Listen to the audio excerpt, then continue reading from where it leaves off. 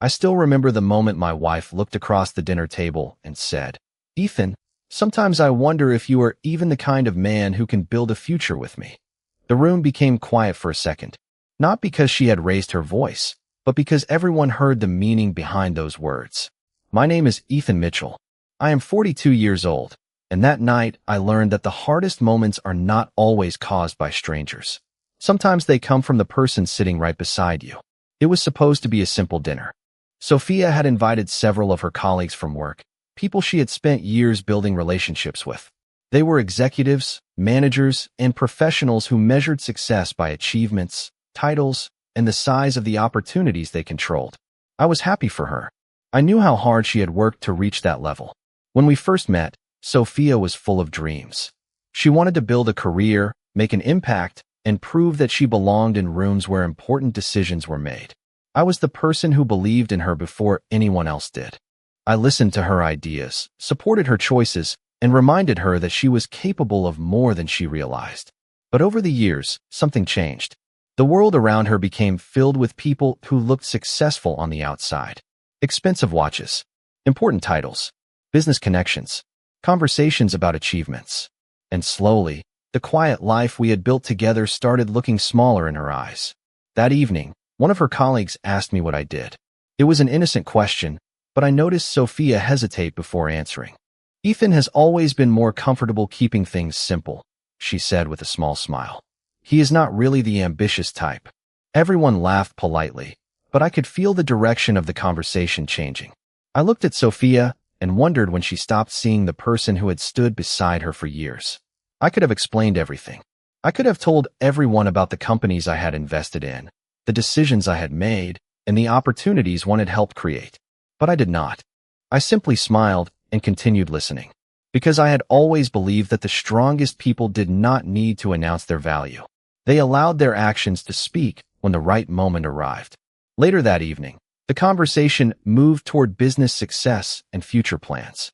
Sophia talked about the company she worked for, the challenges they faced, and the importance of having the right people involved in major decisions. Then she looked at me and said, "Ethan, you have a good heart, but the business world is different. You have to be willing to take risks and chase something bigger." I looked at her and realized she truly believed she was helping me. She did not know that while she was talking about chasing the future, I had spent years quietly building one. She did not know that the company she was so proud to be part of would soon need someone like me.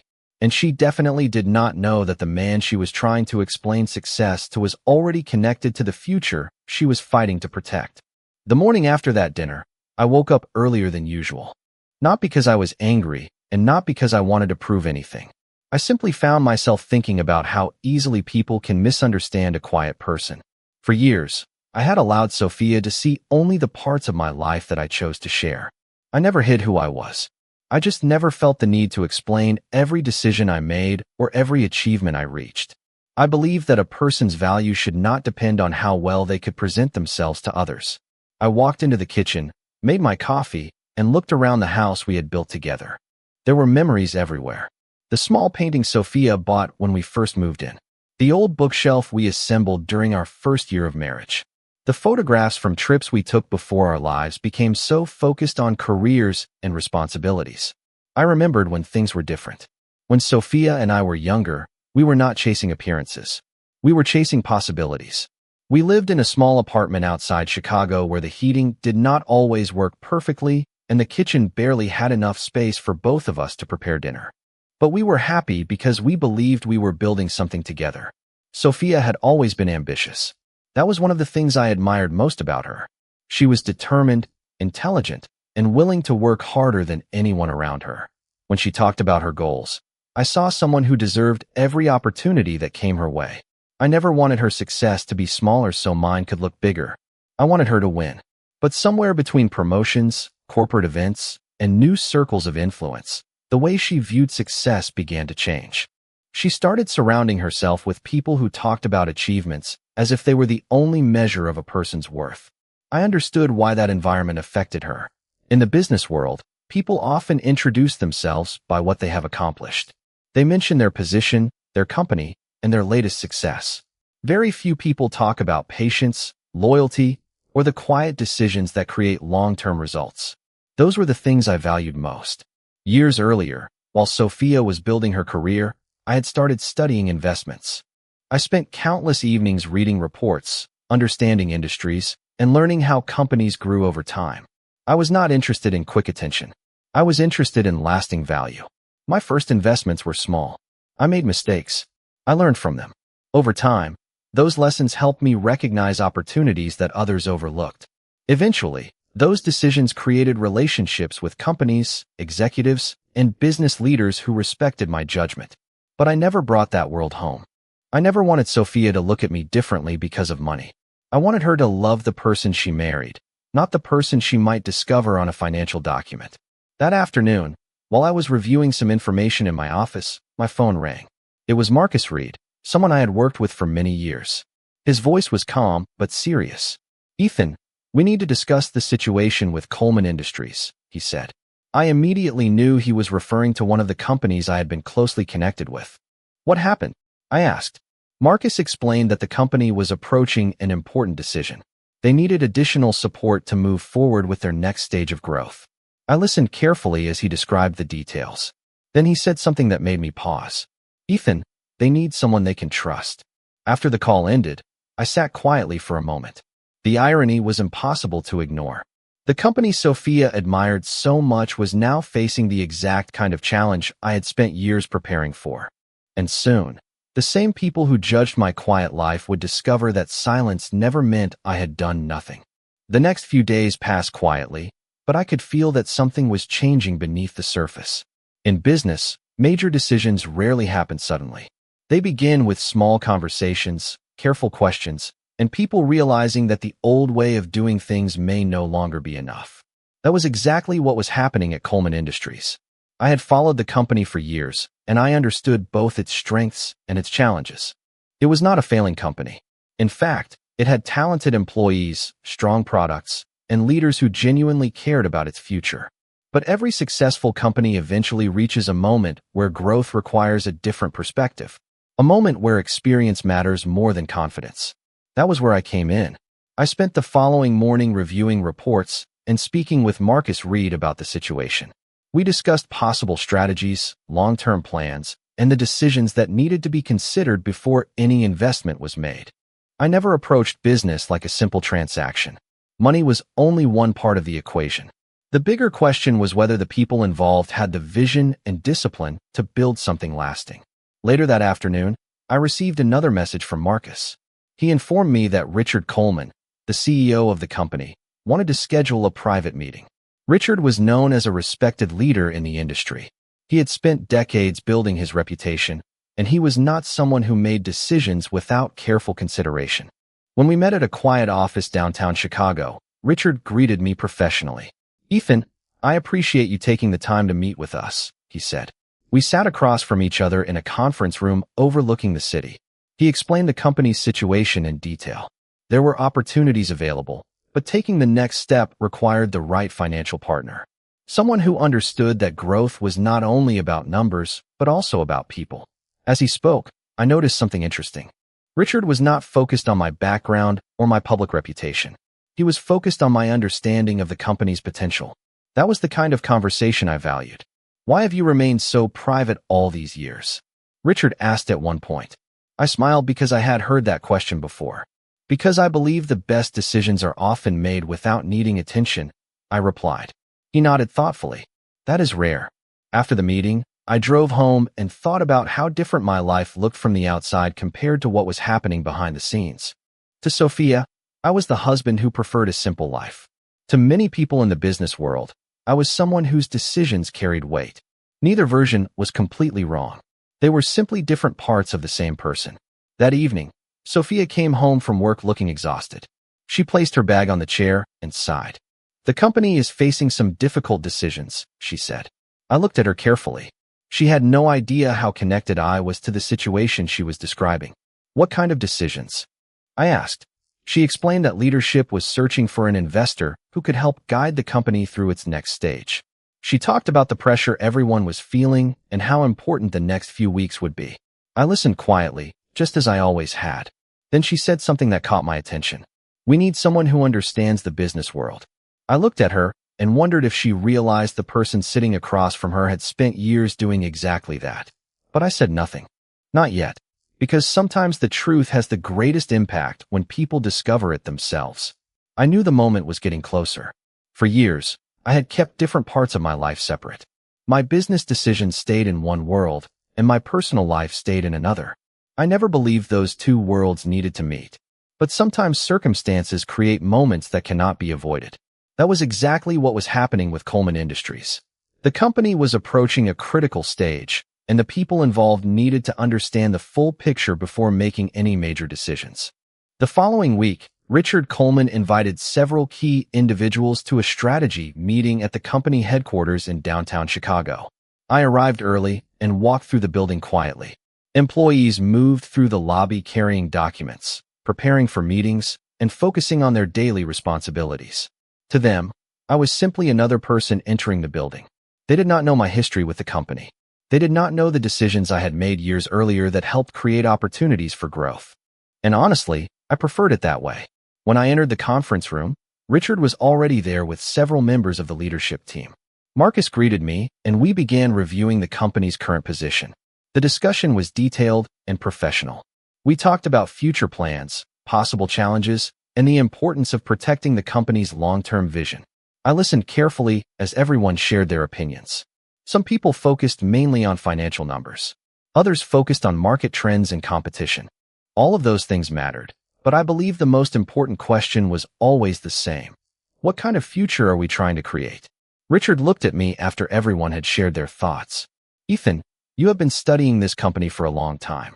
What do you think? I took a moment before answering. I explained that the company had strong potential, but growth required patience.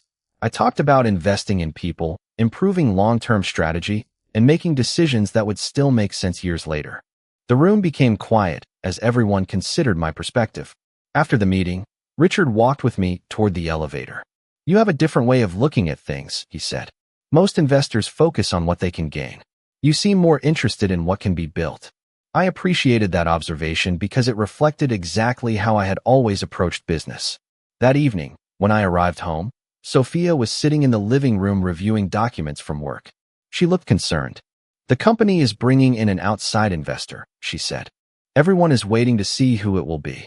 I looked at her and noticed the uncertainty in her expression. For the first time, I saw that the situation was affecting her personally. This was not just about a company anymore. It was about her career, her reputation, and the future she had worked so hard to build. Do you trust the person they choose? I asked. She thought about it. I hope they understand what the company needs. I nodded quietly. She had no idea that the person she hoped would understand the company was someone she had already judged. The same person she believed was too comfortable living a simple life was preparing to make one of the most important decisions in the company's history. And soon, everyone would know the truth that I had never needed to announce. The days leading up to the final investment meeting were filled with preparation and uncertainty. At Coleman Industries, everyone knew that an important decision was approaching, but very few people understood how much that decision would change the future of the company. Sophia spent long hours at work reviewing reports, attending meetings, and preparing presentations. I could see the pressure on her face whenever she came home. She was still the same determined person I had always admired, but now I also saw something else.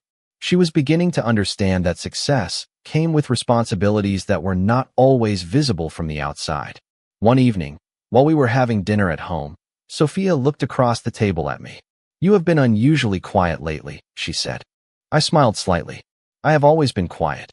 She shook her head. No, this feels different. I knew she was right. The difference was not that I had changed. The difference was that I was no longer trying to convince anyone of who I was. For years, I had allowed people to create their own opinions about me. I believed time would eventually reveal the truth. Sophia looked down at her plate and sighed. I hope this investor understands what the company needs. I listened carefully. What do you think the company needs? I asked.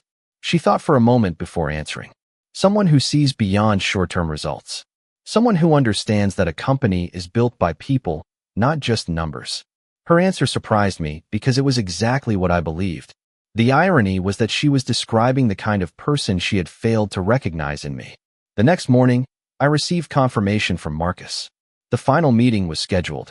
The board members, executives, and leadership team would gather to review the investment proposal. I knew this was the moment when everything would become clear. Not because I wanted recognition, but because important decisions required honesty. When I arrived at Coleman Industries, the atmosphere was different from before. People were more focused. Conversations were more serious. Everyone understood that the future direction of the company was about to be decided. Inside the conference room, Richard welcomed everyone and began the meeting. He explained the company's current position, the opportunities ahead, and why choosing the right investment partner mattered. Then he looked toward the presentation screen. Today, we are introducing the person who has agreed to support the next stage of Coleman Industries. The room became quiet. Sophia sat among the leadership team, reviewing her notes. She looked prepared, but she had no idea what was about to happen. Richard continued. This person has been connected to our company's growth for years. Someone who believed in our vision before many others recognized its potential. Then he turned toward me. For a moment, nobody spoke. Sophia looked at me, then at Richard, trying to understand what she was seeing. Richard smiled and said, Ethan Mitchell has been one of the most important supporters of this company's journey. I watched the realization appear on Sophia's face. It was not anger. It was not embarrassment. It was something much deeper. It was the moment when someone discovers that the story they believed was incomplete. The husband she thought was standing still had been quietly building something far greater than she ever imagined. And now, the entire company was about to learn the same truth. The room remained quiet after Richard introduced me. For a few seconds, nobody moved. Everyone was processing the information in their own way. Some executives looked at the documents in front of them. Others looked toward me with a new level of curiosity and respect. But the person I noticed most was Sophia. She was sitting across the table, looking at me as if she was trying to connect two different versions of the same person. The husband who made coffee every morning. The man who preferred simple conversations over crowded events. The person she had described as someone who was not ambitious enough. She was finally seeing that those things were never signs of weakness. They were simply parts of who I was. Richard continued explaining my connection with Coleman Industries. He talked about the early decisions, the years of patience, and the belief that the company could become something greater. He explained that I had never been interested in controlling every conversation or receiving public recognition. I had always focused on creating value and supporting the right people. The reason Ethan is involved today is not just because of his investment, Richard said. It is because he understands what this company can become. I listened quietly. Those words meant more to me than any public announcement because they reflected the reason I had made those choices in the first place. I never wanted to be known as the person with the most influence. I wanted to be known as someone who used influence responsibly. After the presentation ended, the executives began discussing the next steps. They asked questions about strategy, growth, and future opportunities. I answered honestly, sharing my thoughts and explaining the reasons behind my decisions. The conversation was professional, but I could feel the atmosphere had changed. People were no longer looking at me as someone connected to Sophia. They were seeing me as someone with my own experience and perspective. When the meeting finally ended, Sophia stayed behind. The conference room slowly emptied until it was just the two of us. For a moment, neither of us spoke. Then she looked at me and said, "Why did you never tell me?" I knew that question was coming. I sat down across from her and took a breath. Because I never wanted you to see me differently because of money. She looked confused. But you were my wife. I wanted you to know who I was. I nodded. You knew who I was. You just did not know everything I had built. Sophia looked down at the table. I spent so much time thinking you were not moving forward. I listened as she continued. I thought I was the one building a future, and I thought you were just comfortable staying where you were. I looked at her and remembered all the years we had shared. I was building a future too, Sophia. It just was not the kind that people could see immediately. She became quiet. I could tell she was remembering the dinner, the words she had said, and the way she had looked at me in front of other people. But this moment was not about making her feel guilty. It was about understanding. The truth was finally out, but the most important question was not whether Sophia would respect my success. The real question was whether she would understand the person behind it. After that meeting, Sophia and I drove home in silence. It was not the uncomfortable silence we had experienced before. It was different. It was the silence of two people who were finally thinking about the same things from different perspectives. I knew Sophia was replaying the past in her mind. The dinner, the words she had said, the assumptions she had made. And I knew I was thinking about something else. I was thinking about how easily two people could love each other and still fail to truly understand each other. When we arrived home, Sophia sat down in the living room and looked around. It was the same place where we had spent years building our life together. The same walls, the same memories. But now she was seeing everything through a different lens. I feel like I have been living beside you without really knowing you, she said. I sat across from her and listened. You knew me, I replied. You just focused on the parts that matched what you expected. She looked down and nodded slowly because she knew there was truth in that. For years, she had measured success by what could be seen. She noticed people with impressive titles, expensive lifestyles, and public achievements. She believed those things represented ambition. But she had overlooked something important.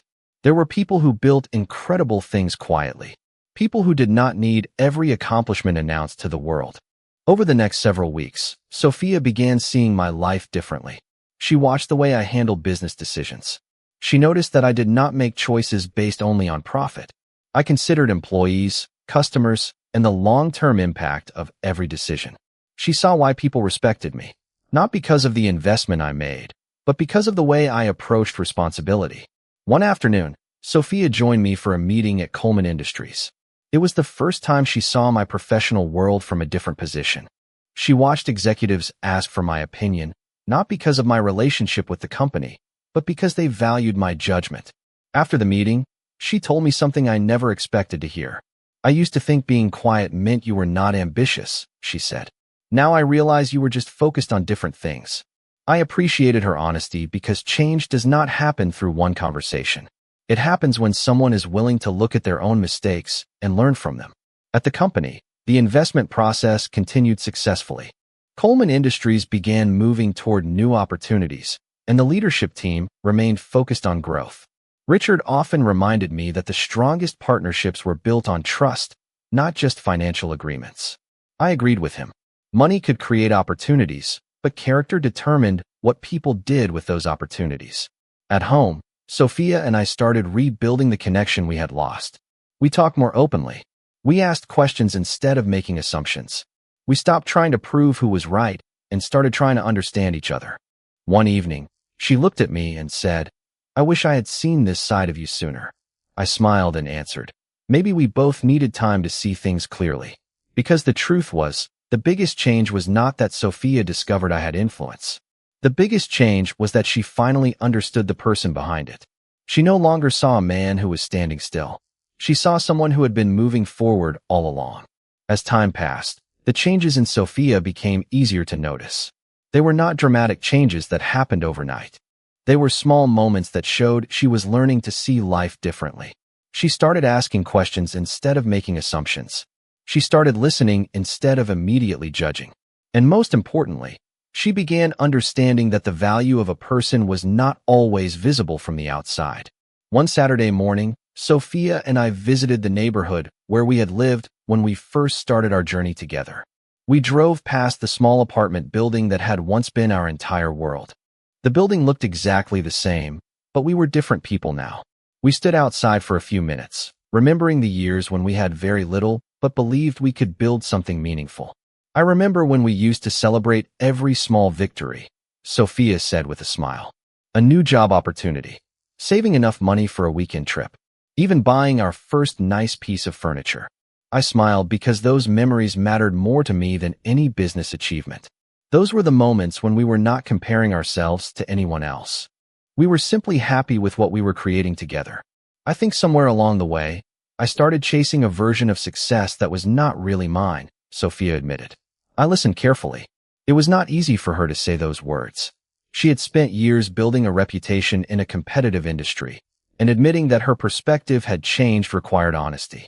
I thought success meant proving something to everyone, she continued. But you were never trying to prove anything. She was right. I had never wanted to be the most impressive person in the room. I wanted to be someone I respected when I looked in the mirror. That was the standard I had followed throughout my life. At Coleman Industries, the results of our partnership continued to develop. The company entered a new phase of growth, but the focus remained on creating a strong foundation. Richard often emphasized that the investment was valuable because it came with experience, patience, and a long-term vision. I appreciated that because it represented everything I believed about leadership. A person's influence was not measured by how many people knew their name. It was measured by how many people benefited from their decisions. Sophia also began becoming a stronger leader in her own career. She changed the way she approached her team. Instead of focusing only on results, she started paying more attention to the people creating those results. She told me that she finally understood why employees trusted certain leaders more than others. People can feel when someone actually cares, she said. It is not just about having the right answer. It is about how you make people feel while finding that answer. Hearing her say that reminded me of the person I had always known was inside her. The ambition was still there, but now it was balanced with understanding. One evening, we sat together at home and looked through old photographs. There were pictures from before the careers, before the pressure, and before we started measuring our lives against other people's expectations. Sophia held one picture and smiled. We were happy because we were focused on each other, not what everyone else thought. I nodded because that was the lesson we both needed. Success was never the problem. The problem was forgetting what truly mattered while chasing it. And now, after everything we had experienced, we finally understood that the strongest future was not built by one person alone. It was built by two people who chose to see, respect, and support each other. Looking back at everything that happened, I realized the most important moment was never the day people discovered what I had built. It was not the investment, the meetings, or the recognition from people in the business world. Those moments mattered, but they were not the reason I felt successful. The real change happened when the person closest to me finally understood who I had been all along. Sophia and I continued building our life together, but it was different now. We no longer measured each other by achievements, titles, or appearances. We learned to appreciate the things that had always been there, but were often overlooked. The patience, the loyalty, the support, the quiet moments that never appeared in public conversations, but mattered the most. At Coleman Industries, the company continued to grow. Richard remained focused on strong leadership, and the team worked together toward a future built on stability and thoughtful decisions. I continued offering guidance, but I never wanted the company to depend on one person. The goal was always to create something that could continue succeeding because of the people involved. That was the kind of success I believed in. One afternoon, Richard and I stood near the windows of his office, looking over downtown Chicago. He smiled and said, "Ethan, you know what has always impressed me? You had every reason to tell people who you were, but you never needed to." I smiled because I understood what he meant. There was a time when I thought being recognized would prove my value. But life taught me something different. The right people do not need a presentation to understand your worth. They notice your character through your actions.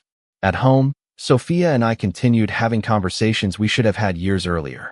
We talked about our dreams, our fears, and the things we had both learned. She admitted that she had spent too much time comparing our lives to other people's expectations. She had looked at success as something that needed to be displayed instead of something that needed to be meaningful. I thought I was looking for a partner who could help me reach the future I wanted, she told me one evening. But I did not realize I already had someone beside me who was helping create it. Those words meant more than any apology because they showed that she truly understood. The past could not be changed, but the future could be built differently. I never wanted Sophia to feel ashamed of what she had said. Everyone makes mistakes when they only see part of the story. The important thing is whether they are willing to learn when the full picture becomes clear. Years later, when I thought about that dinner, I no longer remembered it as the night I was embarrassed. I remembered it as the moment that revealed what needed to change.